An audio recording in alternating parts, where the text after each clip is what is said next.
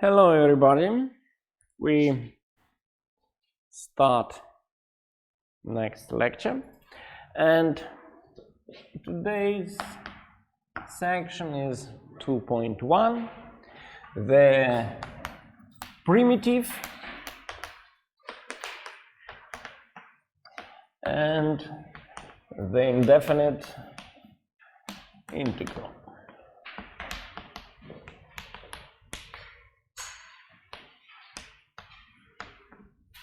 So let's start with the definition.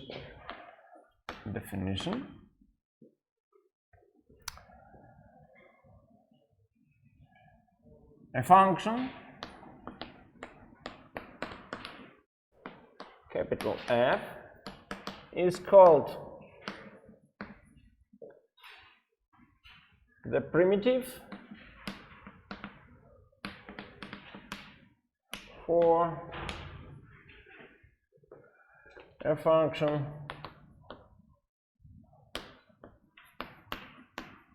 f on the interval I if for any x in I, capital F prime at x equals to small f at x. And so what's important? Primitive. What's important is that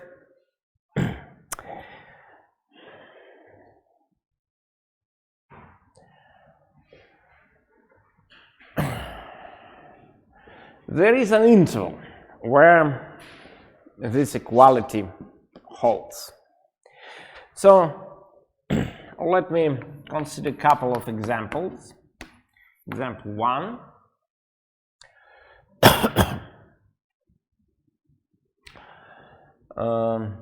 Capital F of x equals to, okay, there are two notations, either arctan or what's the same tan minus 1 is a primitive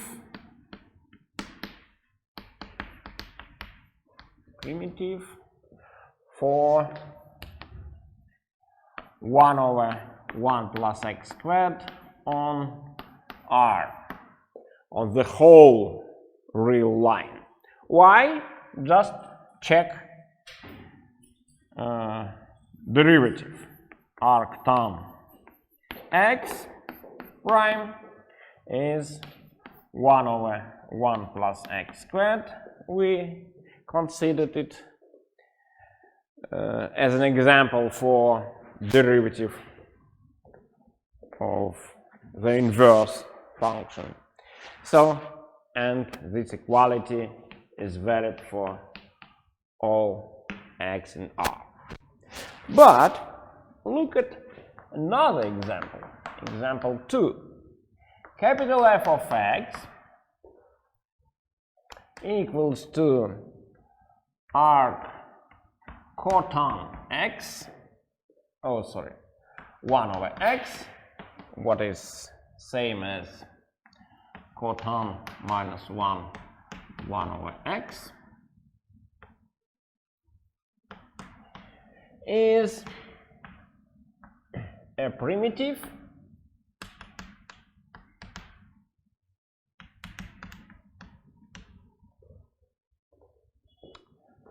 for 1 over 1 plus x squared on 0 plus infinity and on minus infinity 0.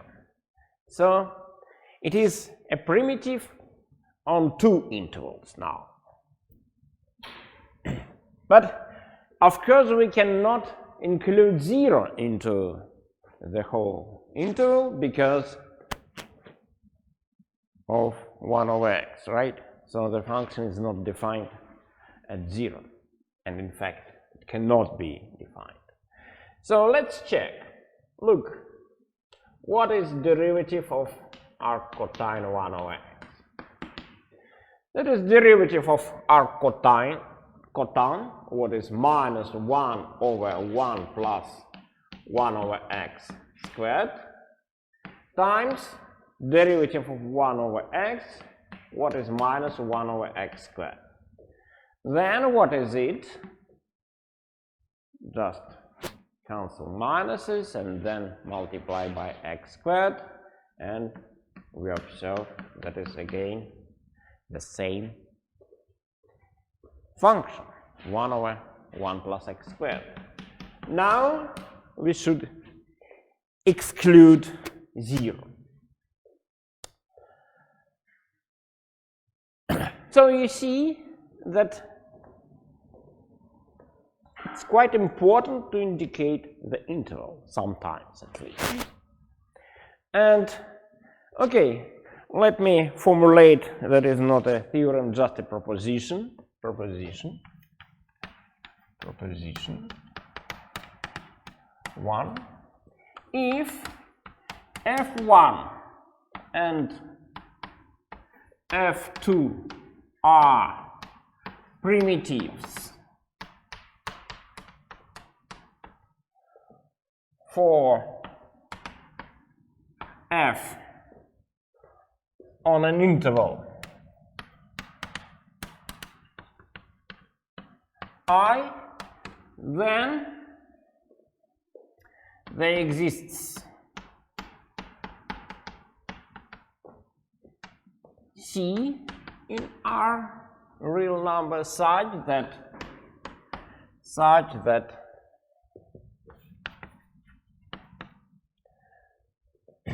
f1 of x equals to f2 of x plus c for all x in I.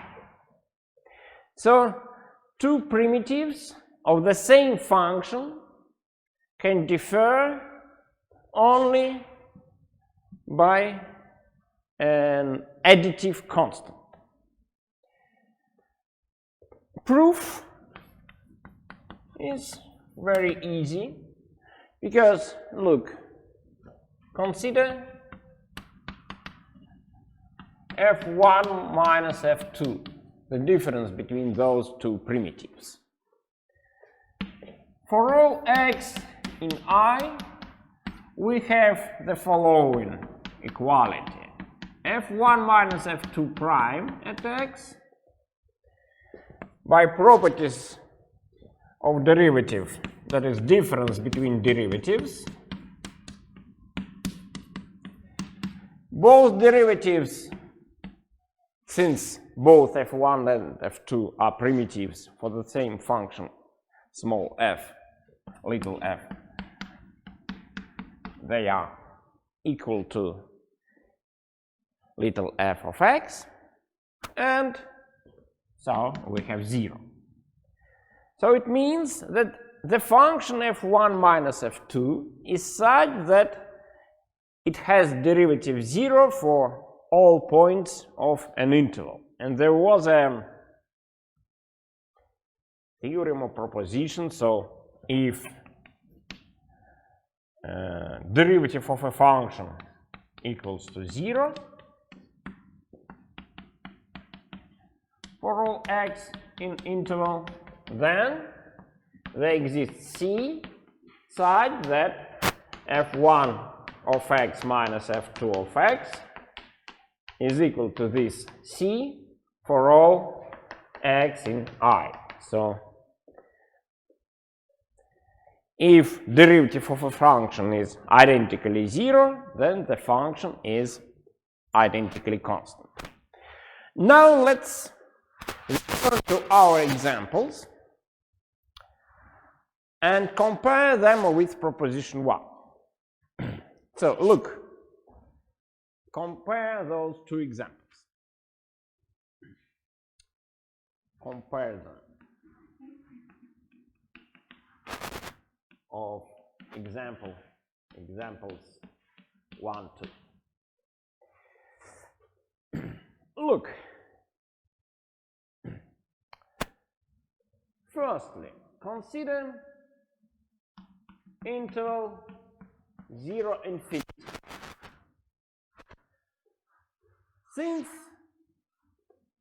for this interval, both functions f1 and f2, f1 will be always f1 of x tan x, f2 of x will be arc cotan 1 over x. So you see, because of proposition, there exists a constant such that arc tan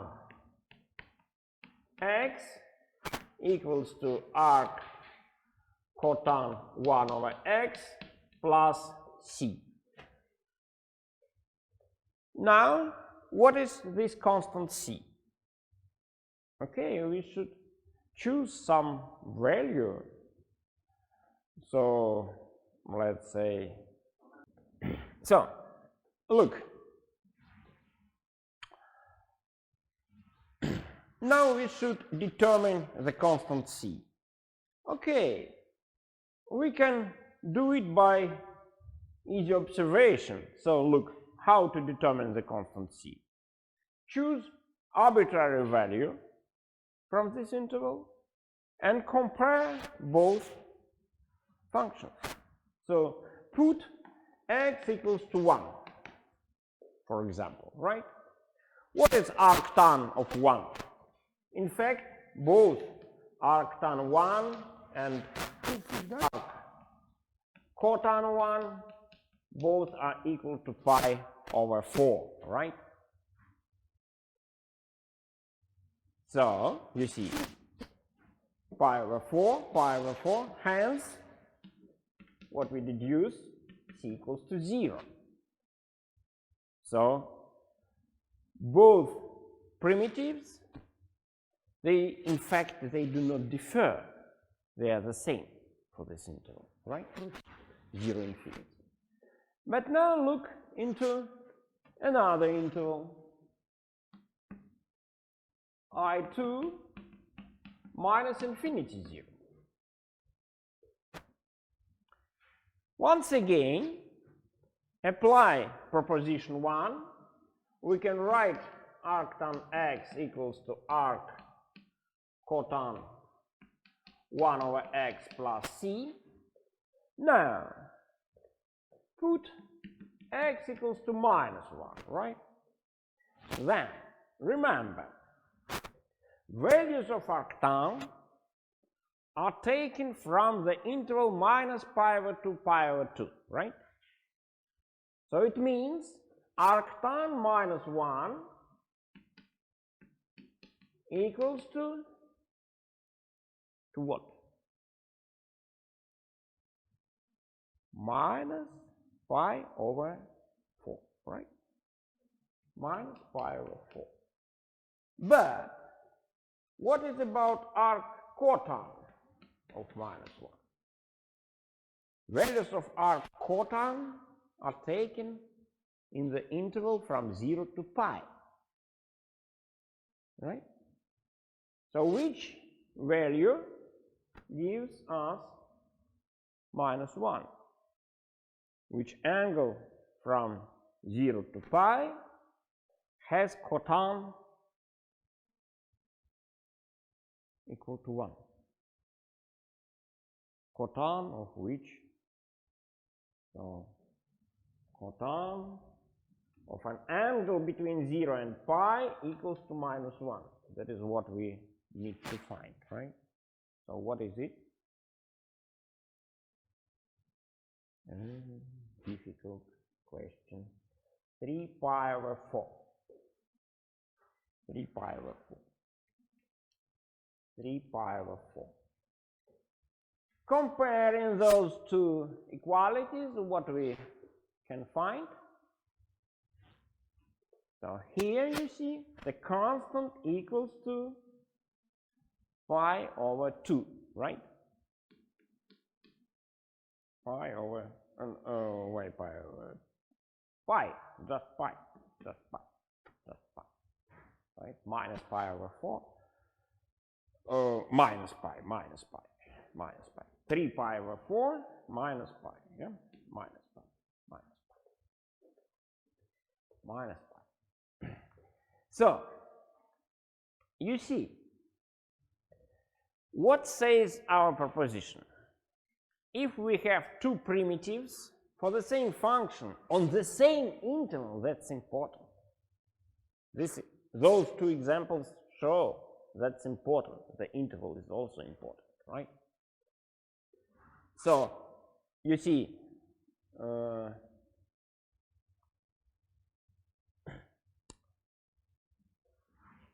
for one interval, those two primitives coincide. For another interval, they differ by pi. So, depends on the interval. Okay, that was about general thing. And now let us introduce. I think there is no definition.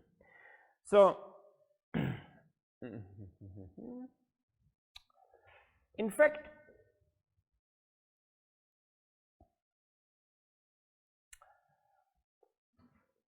okay, maybe I will erase everything,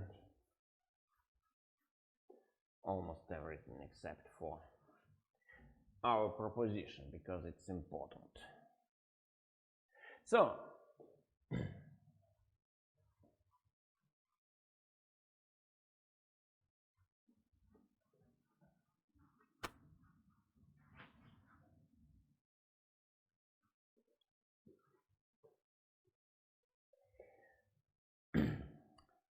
now we can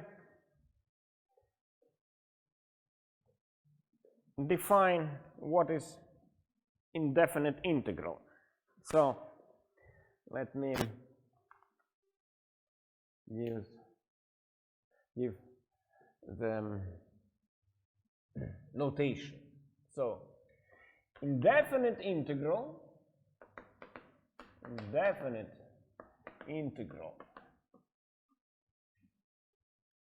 for a function f of x is the general form of primitives.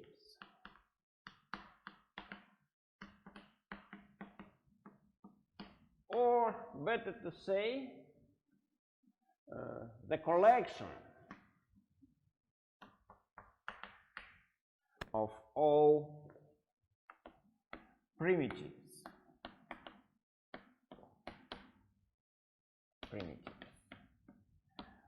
for f, and you see that in fact the definition is not good. Why it is not good? Because our proposition says that in fact the collection depends on an interval, right? But unfortunately it is not a usual thing to indicate the interval when you consider indefinite integral. But you should remember, because sometimes the interval is important and it makes difficulties when you try to use indefinite integral to compute definite integral. But later we'll see this in more details. So, what it means? General form of primitives. So it means that once we have a primitive, capital F is a primitive, then the general form of primitives will be capital F of x plus c, right? On an interval. And that is precisely indefinite integral. Notation is that one. Integral f of x dx. Why this is so strange notation? Oh, it's okay. We'll see why dx is used here a little bit later. And for this sign of integration, the explanation will be given essentially later in another chapter when we will consider definite integral. For a while, this is just indefinite integral. So, the operation of indefinite integration is inverse to differentiation. In which sense? Look. So, what we can say? Look at this equality, right? What it gives? It gives, for example, integral f of x dx prime equals to what? Look at this. Small f, right? The function under integral. Small f. And even better to explain why integration and differentiation are mutually inverse operations, look at differential. What is differential of integral? We know what is differential. Differential equals to derivative times dx, right? And derivative is small f. So you see what happens with d and integral. They cancel each other, right? D. Signs of differential and integral cancel each other. And vice versa, by the way. What is integral of df of x? Or better to say d capital F of x.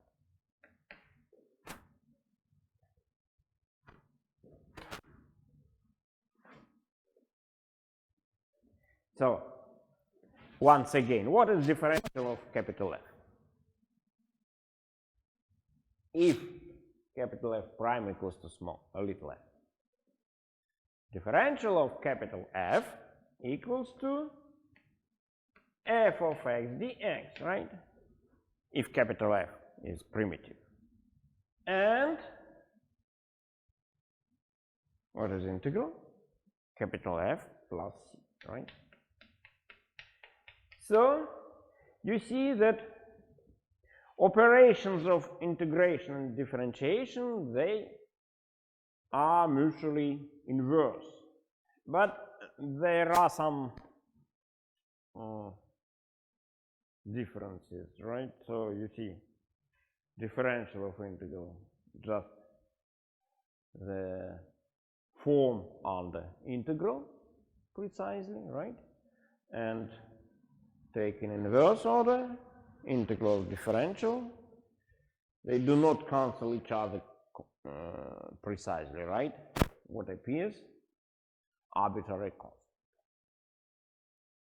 So, that is a little bit more complicated, right? Okay. Now, it was about just definition, right? So, now we can continue. And next section.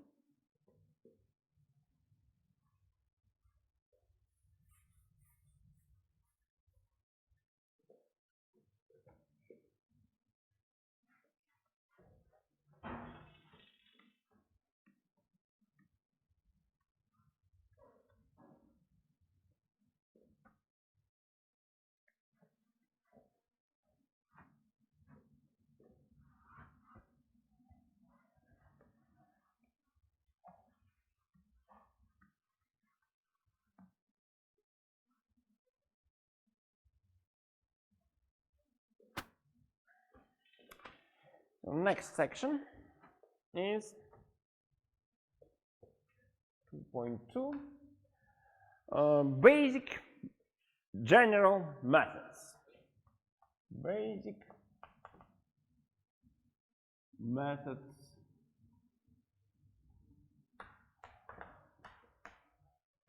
of integration.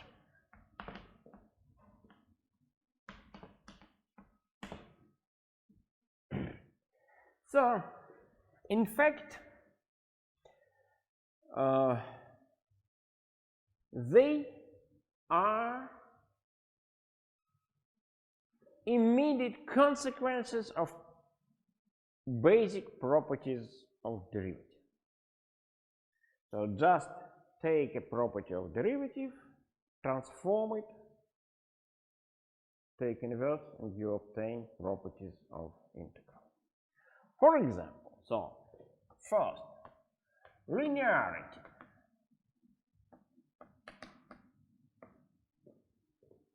Integral f1 of x plus f2 of x. Okay, maybe alpha, beta, constants also we can include.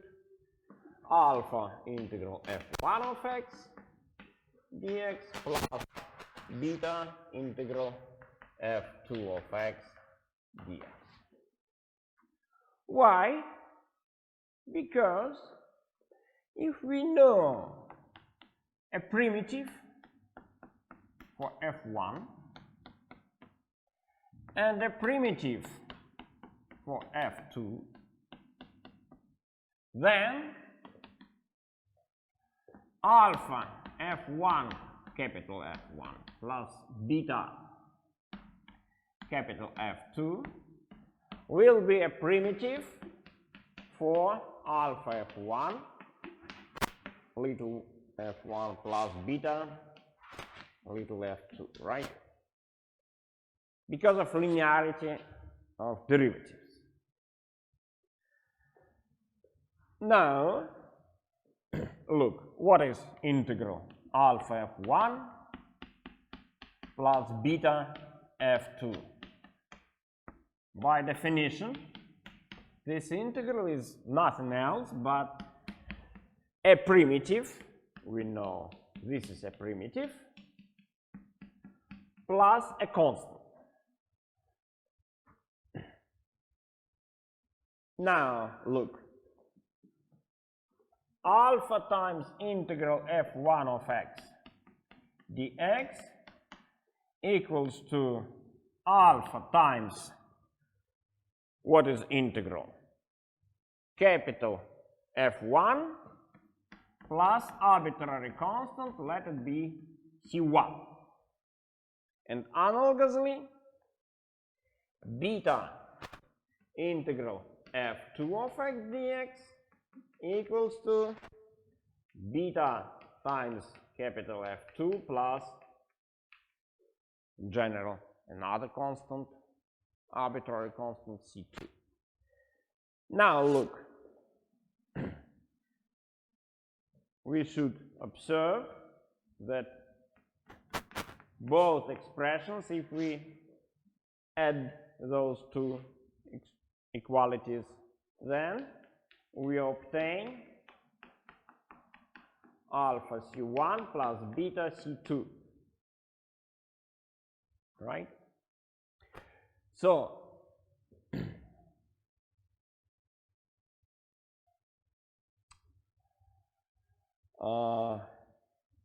you see that in general there is one particular case when, rigorously speaking, this equality is wrong.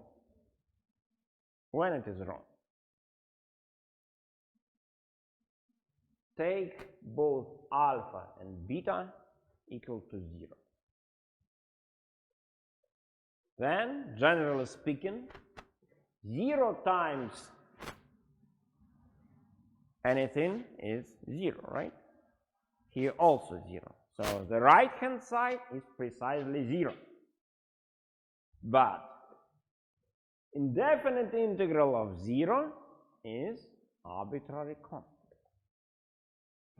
So the left hand side is arbitrary constant but the right-hand side is precisely 0. So it means, in general, this equality is not valid if both alpha and beta equal to 0. To be valid, I can put here arbitrary constant, right? Then it is valid for arbitrary alpha and beta, including when both are equal to 0. But of course, when you apply this property, usually you don't care about this constant. Why? Because you will never try to integrate 0, right? That is not a problem to integrate 0. So when you use this property, at least one of alpha and beta, and usually both, are not 0, right? So it means that, okay, from theoretical point of view, I have to put constant, arbitrary constant here, right?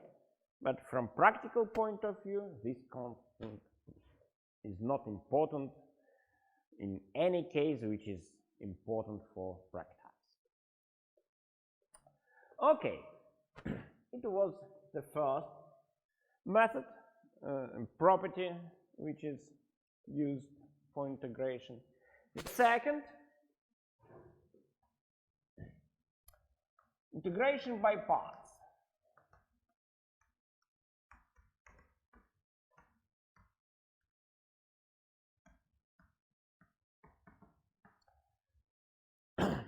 What is it? Maybe I'll write in short form firstly, which is very convenient to remember. So, integral u dv equals to uv minus integral v du. That is the formula which you should remember.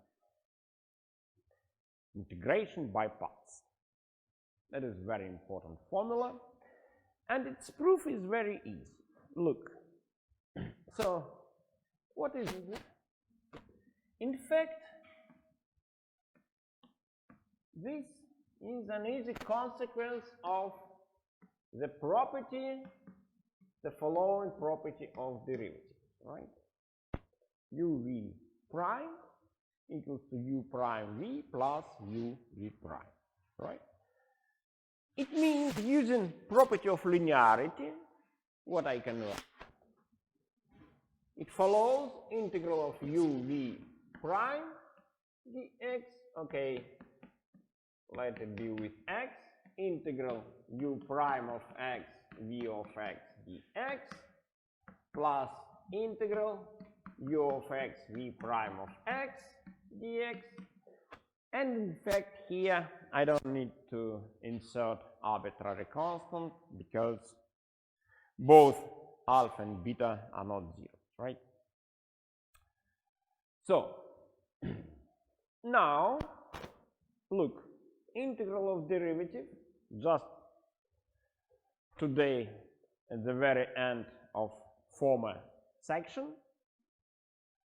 we saw, okay, you can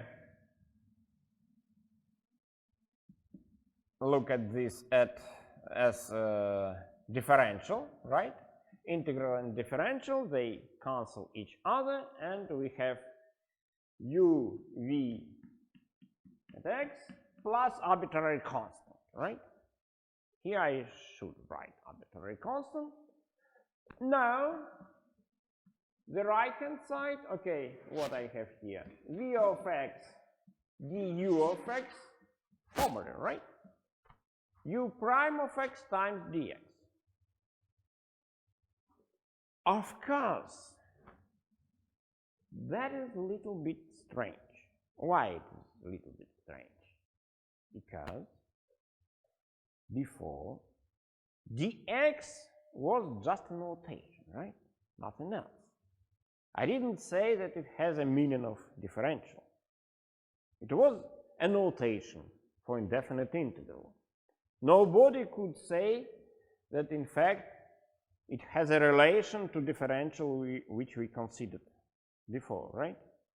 But look, so what is integration by parts formula without those short notations? Let me write correct integration by parts formula.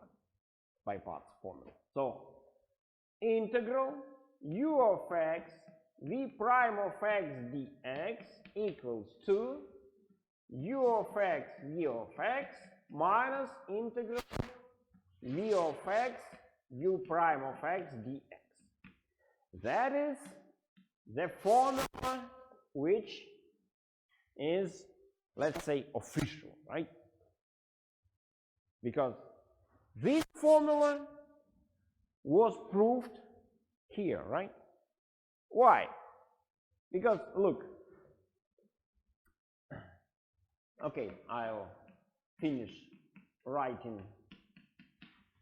down this software. Now look, compare those three formulas.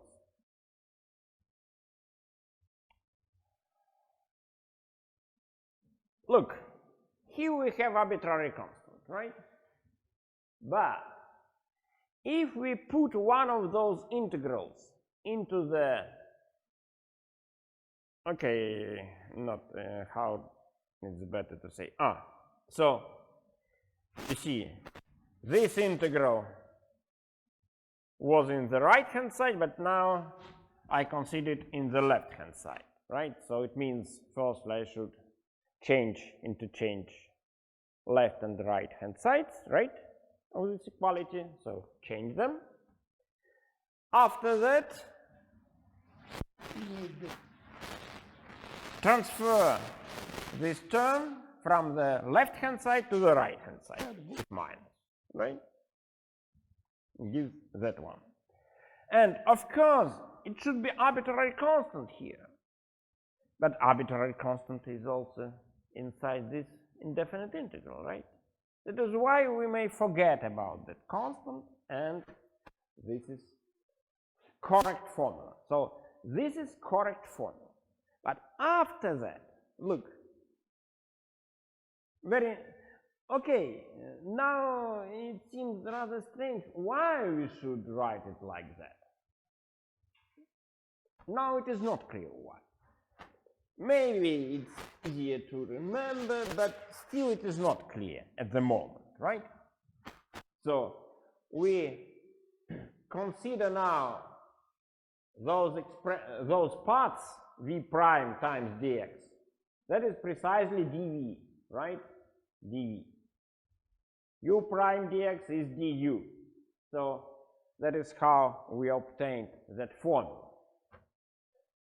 But at the moment, still, this is not clear why we should insert this dx. Okay. For example, look. At the moment, it is not clear why we prefer to use this dx, right? Because you can say, okay, why we should write this stupid dx? Forget about this dx, also a formula which can be remembered, right? Without any problem. But there is another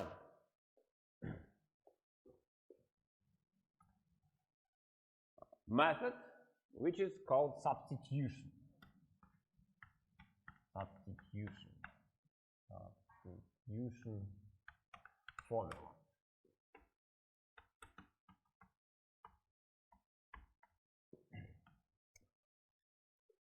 And this formula explains immediately why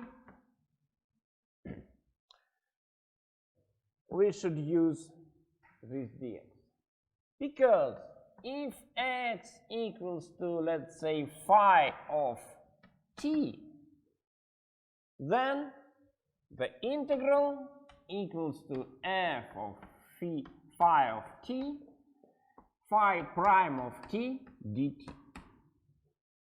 That is the substitution formula. Okay, we have a short break now. Have a break. So,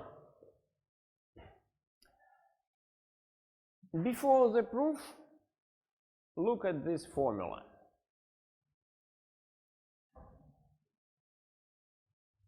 It explains why we used this notation dx here. Because look, if you want to compute the integral, by substituting instead of x another function, phi of t, then what will you have to do? Formally, you have to substitute x into every place where you meet x, including this dx. You see? This dx is precisely phi prime of t dt. So, without this, why phi prime of t appears? You need to remember somehow that every time when you substitute, this extra term appears. It's easier to start from the beginning with this extra dx, right? So then you just formally substitute and nothing else. Okay, let's prove. So proof of this substitution formula. So if we know a primitive, right, capital F, then integral equals to capital F of x plus c. Now, to prove, we need only to consider f of phi of t prime. So what is it? By chain rule, what can we say? That is capital F prime at phi of t times phi prime of t. So you see, that is, if we substitute into the answer x equals to phi of t, we have phi f of phi of t plus c, and f of phi of t is primitive for that function. Hence, that is precisely this integral, right? Because derivative equals to the function on the integral. So these are main methods of integration. And of course, to be able to integrate, we need to use all derivatives which we considered before, together with some extra formulas which are used quite often, and that is in table of basic integrals. So let me include here table of basic integrals as well. And I'll not only include it, but also will deduce every line. So table of basic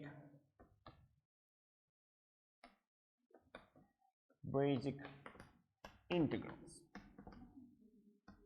Okay, there are two questions. The first one, does integration have a limit definition like derivative? Indefinite integration, no. There is definite integration, which has very similar notation, and little bit later we'll see that in fact there is a limit definition. And in fact it explains the sign of integrals, in fact. Another question, Please explain about the difference between differentiation and derivative on a graph. Both are like tangent line. In fact, it's like difference between indefinite integral and primitive. What is different? Indefinite integral is practically same as primitive, right? Just all primitives. Now, what is difference between integration and indefinite integral? Integration is an operation to find integral. So differentiation is an operation to find derivative. That is just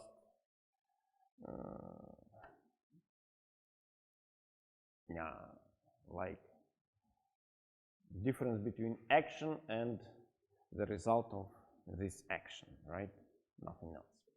Okay, so let's start with table of integrals. Of course, the simplest integral is as integral of power function. That's it. X power n plus 1 over n plus 1 plus c, where n is not equals to minus 1. In fact, n may be also not an integer number, so it can be real, arbitrary real number. That is not a good idea to write n as a real number usually, but I don't want to write down more formulas with this. And how we deduce it? Just check x power n plus 1 over n plus 1 prime. Take derivative. Constant is taken outside of derivative, so derivative, and then we know derivative of power function, just the exponent times n plus 1 minus 1. So we cancel n plus 1 and obtain x power n. So there is one exclusive case, right? N equals to minus 1, and let it be here, integral x minus 1 dx equals to logarithm modulo x plus c. Okay, here I should check derivative of this function, and that is either logarithm x, what is precisely 1 over x if x is positive, right? Or we should consider logarithm of minus x for x negatives. And what is it? That is, using chain rule, 1 over minus x times minus 1, derivative of minus x. So once again we obtain x for x negative. So you see, in both cases, indeed, the derivative of logarithm modulo x is equal to 1 over x for all non-zero x.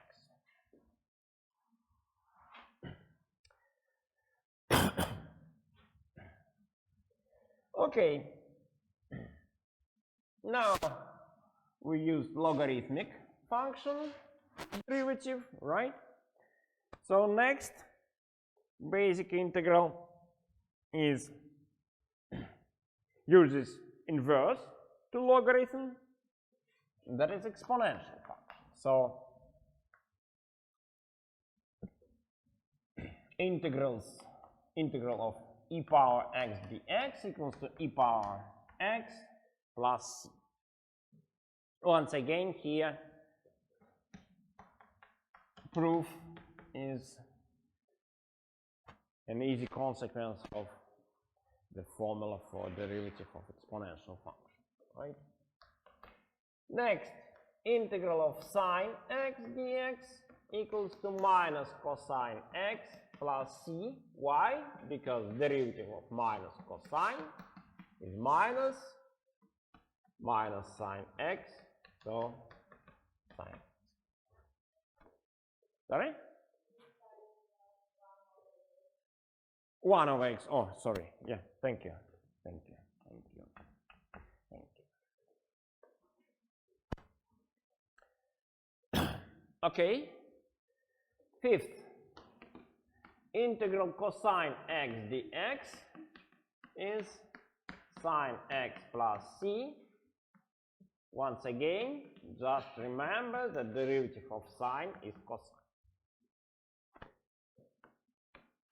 Okay, to complete trigonometric formulas, so integral of secant squared x dx is minus cotan x plus c. Why? Because derivative of minus cotan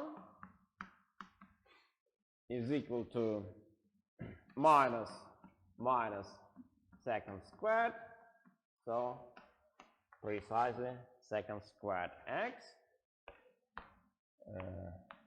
Seventh, integral of coseconds, and coseconds. What is notation for coseconds here? Let's see. No coseconds. Oh. I don't remember which notation we used. Either that one or cosec. I don't remember. What is better for you? Cosec or this one? The second. Okay. Cosecant squared x dx equals to tan x plus c. Once again, that is because of the derivative of tan. So you see, every formula for derivative transforms immediately into a formula for an integral, right? So these were trigonometric functions. Okay, let me also write inverse trigonometric functions. So 8. Integral dx of square root of 1 minus x squared is equal to either arc sine x or sine minus 1, right?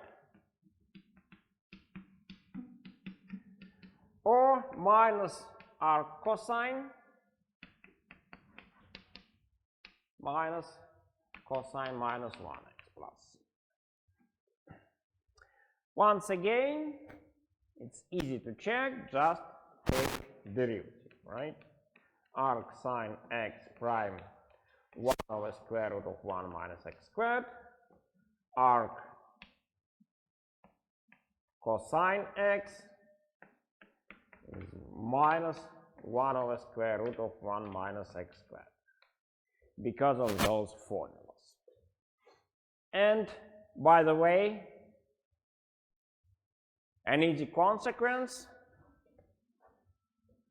arc sine x plus arc cosine x is a constant, right? And which constant? Once again, take arbitrary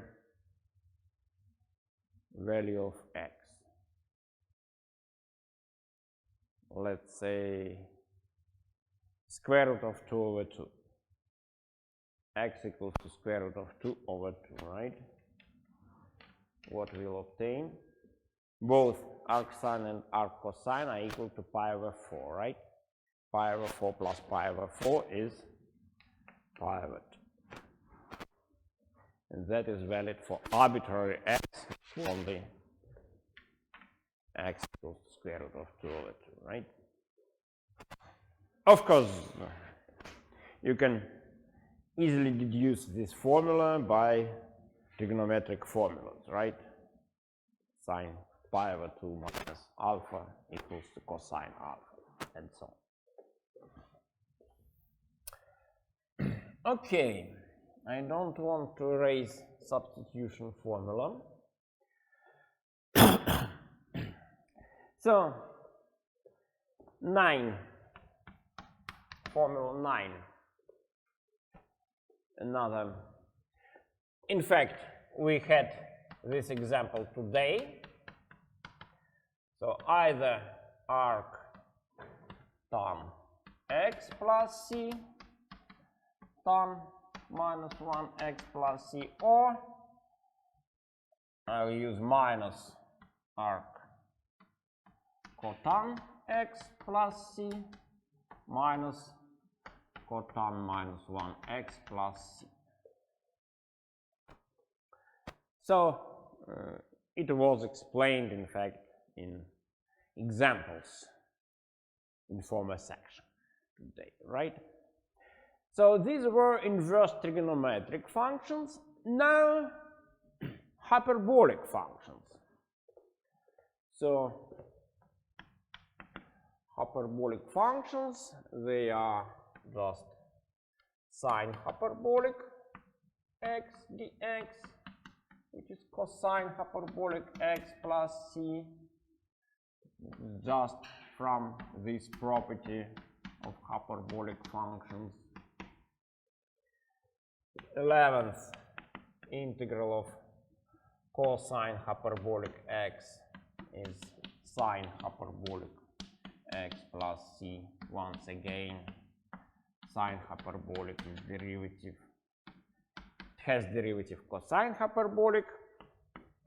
12,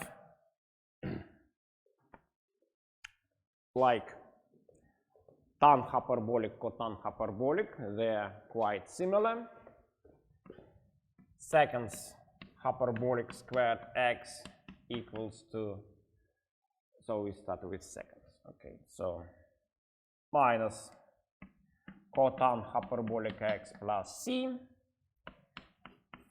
13 integral coseconds hyperbolic squared x dx is plus tan hyperbolic x plus c. Okay. Now inverse hyperbolic functions, they are also quite important.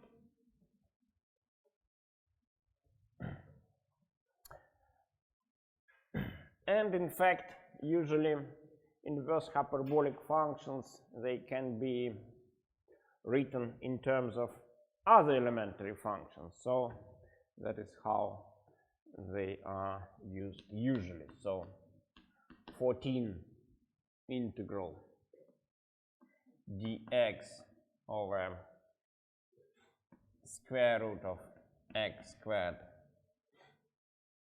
plus minus 1 equals to logarithm, okay, x plus square root of x squared plus minus 1 plus c. Just two formulas here. And okay, one more formula that is not related. So this is related to inverse hyperbolic functions, and the last formula is not related. That is a particular case. So in fact,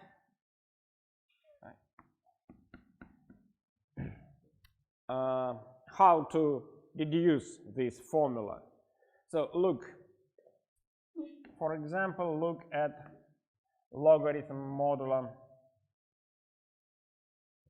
okay, 1 minus x or 1 plus x prime. That is logarithm, difference of logarithms.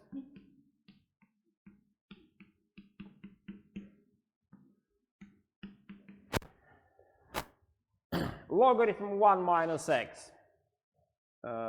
We saw logarithm of modulo equals to 1 over 1 minus x times minus 1 over 1 plus x. So what it gives, minus 1, yeah, it gives minus 2 over 1 minus x squared, right? Yeah, so it means that to obtain 1 minus x squared, I should change the order and put 1/2. Logarithm 1 plus x over 1 minus x plus c. That is how to deduce that usually last formula of the table of basic integrals. So these are basic integrals. Sometimes those integrals include also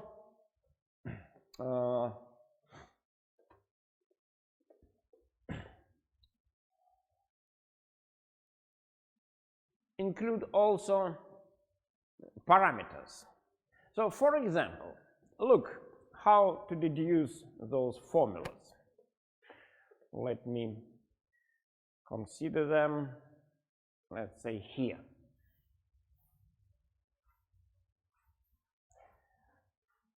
These are modifications of basic integrals, and sometimes also they are included into basic integrals.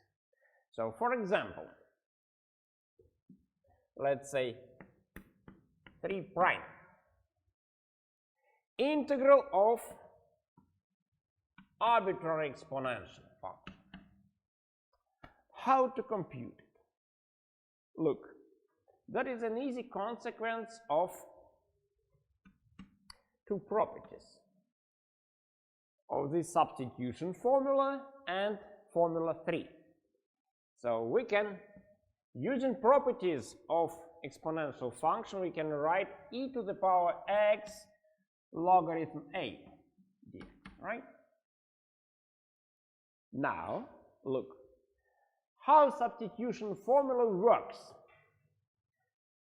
So sometimes it works from left-hand side to right-hand side, sometimes vice versa.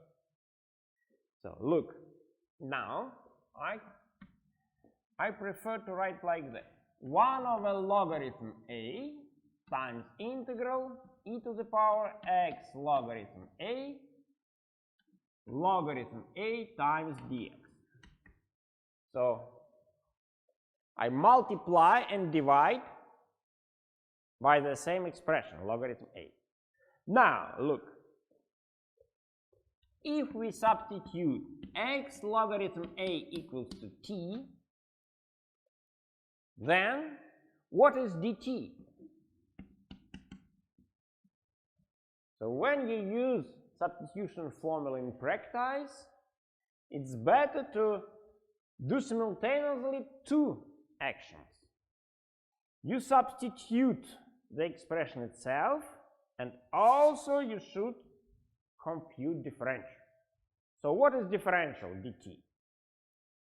Variable is x, a is constant. So logarithm a is constant, and we obtain logarithm a times dx. And you see, it's precisely here, right? So what we obtain, it is equal to 1 over logarithm a times integral e to the power t dt. And that is precisely formula 3. So the result is 1 over logarithm a e to the power t plus c, or remember what is t? T is x logarithm a, 1 over logarithm a times e to the power x logarithm a plus c, or a to the power x over logarithm a plus c. So of course this formula 3 prime, right, integral a to the power x dx equals to a to the power x over logarithm a plus c can be obtained immediately from properties of exponential function, right? If you remember derivative of a to the power x, then you will obtain it immediately, right? Because derivative of this function equals to derivative of a to the power x over logarithm a, and derivative is precisely a to the power x times logarithm a. Cancel logarithm a, and that's all, right? But I prefer to show how substitution works also. Okay, and similarly, we can extend a little bit other formulas. Okay, let me do it with formulas 8, 9, 14, and 15, because they are also important.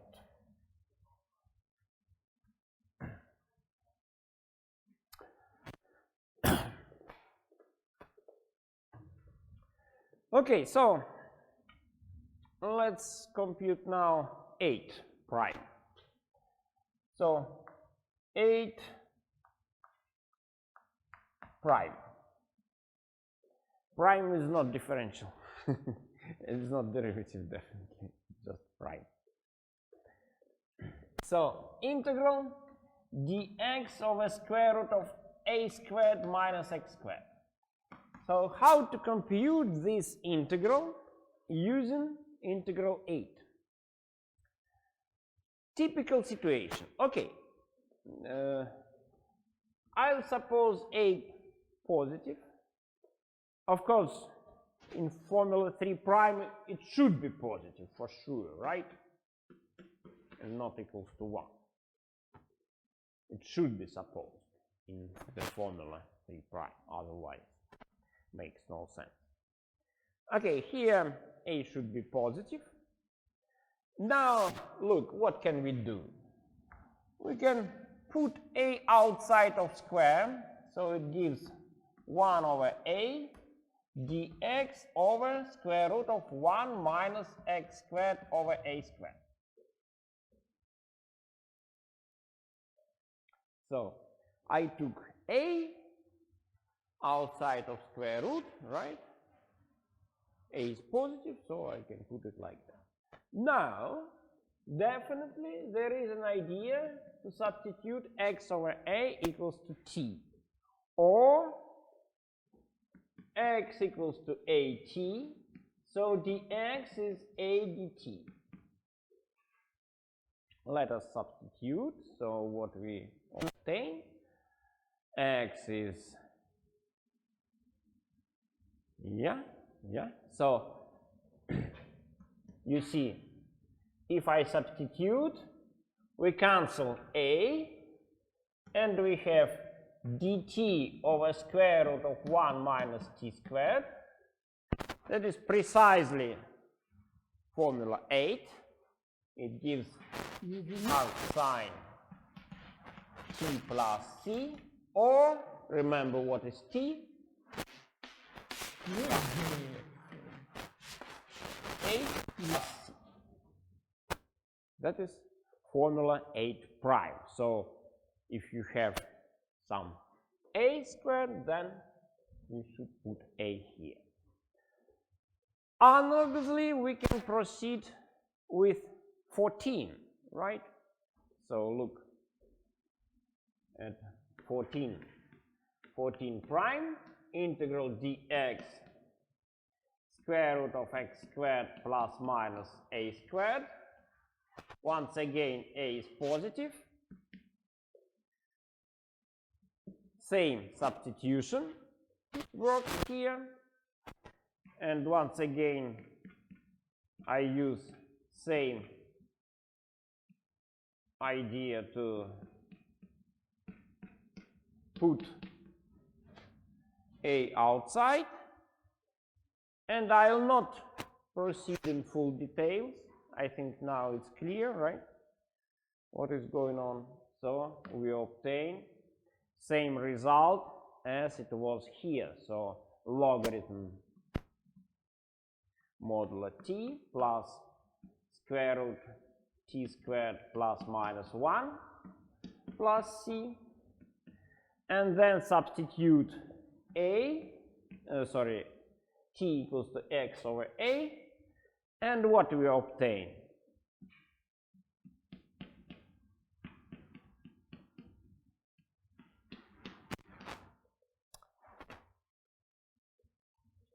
Am I right?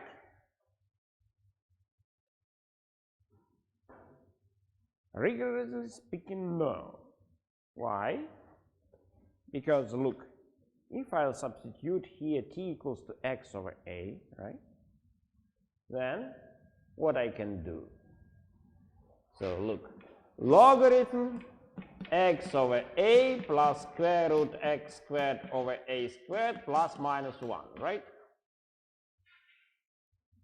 Then look, take common denominator, we have x squared plus minus a squared, right? But still we have common denominator a, right? But what is logarithm of ratio?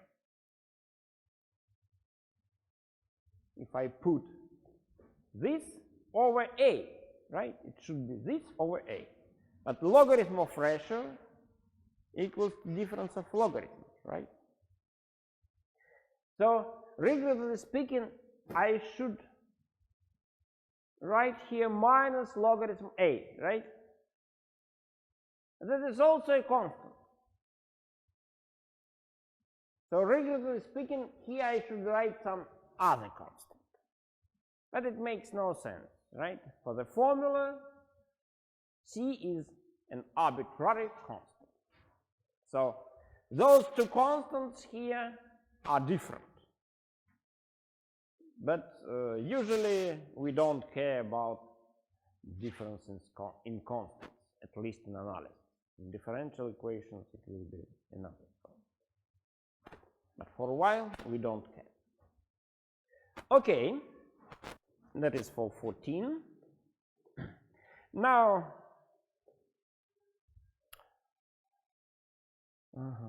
14, 8, 9 and 15. Formulas 9 and 15. Okay, let me consider 9 here.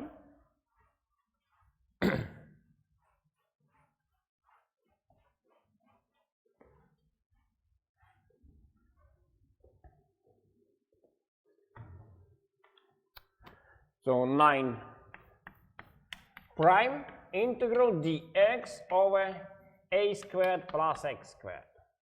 Once again, for the sake of simplicity, let's take a positive. So, same idea.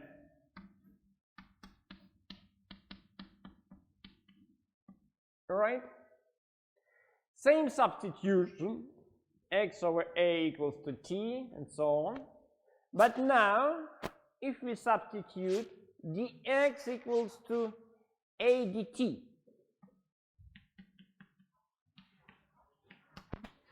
So we don't cancel a squared, we cancel only a. So we obtain 1 over a integral dt over 1 plus t squared. It gives, by formula 9, 1 over a arctan t plus c, and lastly 1 over a arctan x over a plus c. And analogously we can proceed with formula 15. So 15 prime integral dx over a squared minus x squared. Once again, 1 over a squared integral dx 1 minus x squared over a squared. Substitute So dx is a dt, x over a is t. And what we obtain, 1 over a integral dt 1 minus t squared. It gives 1 over 2a logarithm 1 plus t over 1 minus t plus c. And lastly, 1 over 2a logarithm. Now, okay, where to write it? Let me put it here.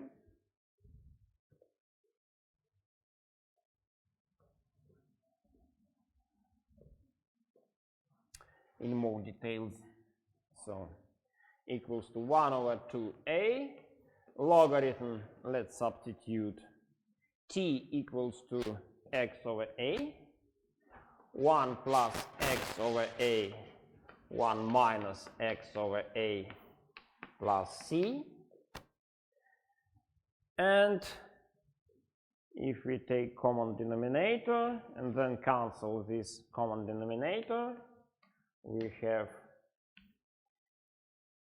a plus x over a minus x plus c, right?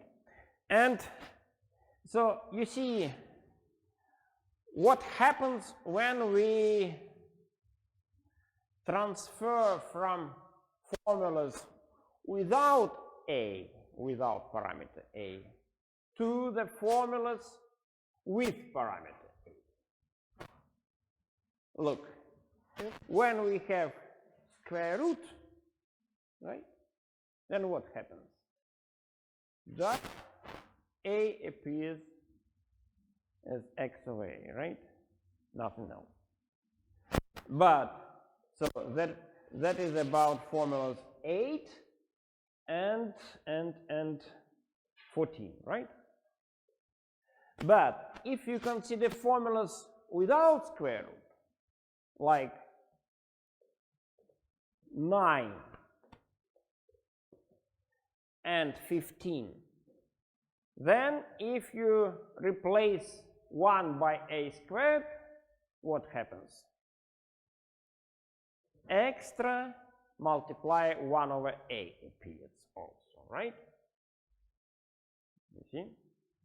So that is a rule which helps a little bit. I mean, of course you can try to remember immediately formulas not 8 by 8 prime. It's up to you. For example, I don't remember 8 prime. I prefer always to deduce it like that.